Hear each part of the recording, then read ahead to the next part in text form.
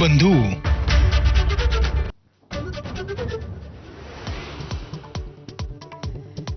विरोधानंतर शिक्षण विभाग हिंदी सक्तीच्या निर्णयावर फेरविचार करत असल्याची सूत्रांची माहिती.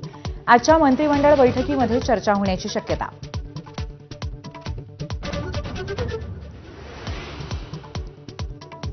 डॉक्टर घैसासांवर गुन्हा दाखल झाल्यानंतर आयएमए आणि हॉस्पिटल बोर्ड ऑफ इंडिया आक्रमक. घैसासांवर कारवाई झाल्यास डॉक्टरांचा राज्यव्यापी आंदोलनाचा इशारा.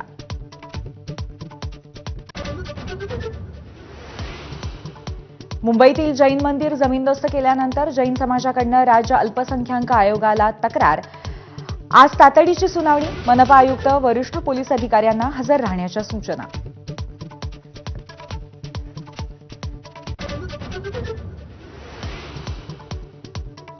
शेतकऱ्यांच्या 1 रुपयात पीक विमा योजनेत अनेकांनी चुना लावला. उपमुख्यमंत्री अजित पवारांचं वक्तव्य. चुना लावल्यामुळेच योजना अडचणीत आल्याचा दावा.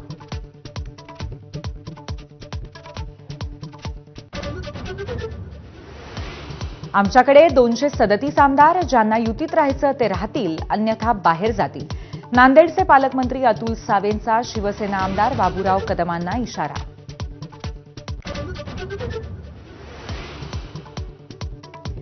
राष्ट्रवादी नेते झीशान सिद्दीकींना जीवे मारण्याची धमकी. वडिलांसारखे हाल करेन, डी गँगचा उल्लेख करत धमकीचा मेल.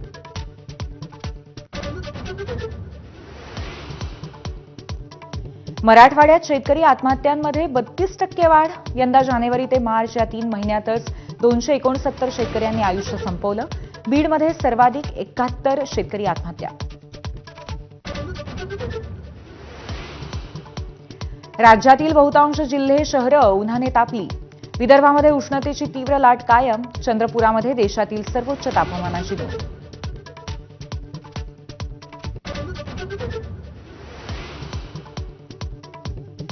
लाखाचा टप्पा ओलांडल्यानंतर सोन्याच्या दरात 1500 रुपयांची वाढ. जीएसटीसह सोन्याचा प्रतितोळा दर 1,02,000 वर.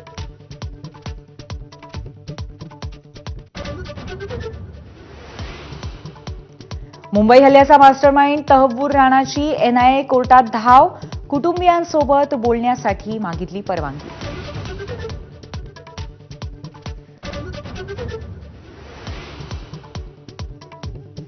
वक्फ कायद्याविरोधामध्ये दिल्लीत आज मुस्लिम संघटनांचा भव्य मेळावा. तालकटोरा स्टेडियममध्ये वक्फ बचाव परिषद, तर वक्फ कायद्याबाबत मुंबईत भाजपची कार्यशाळा.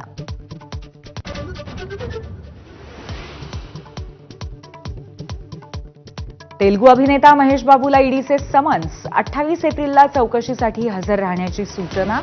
साई सूर्या डेव्हलपर्सवरील धाडीच्या पार्श्वभूमीवर summons. Headlines brought to you by Chitale बंधू.